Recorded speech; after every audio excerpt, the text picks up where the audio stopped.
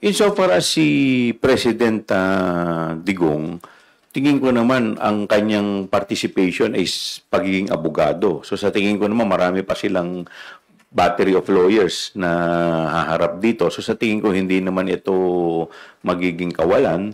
Pero insofar as si VP is concerned, ibang usapan po yun dahil siya po yung ating subject nito pong impeachment complaint. But po pwede naman po itong umusad dahil unless of course kailanganin ng kanyang presensya. Pero kung hindi naman po, pwede naman po itong umusad, itong impeachment trial.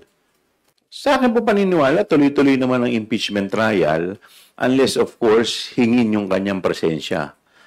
So, kung kinailangan yung kanyang presensya, dun medyo siguro magkakaroon ng problema. Kasi kung wala naman po siya, kung hindi naman po siya uma-attend, pwede po kasi nakalagay po sa rules na i-enter po na not guilty. So, pwede pong tumuloy pa rin po.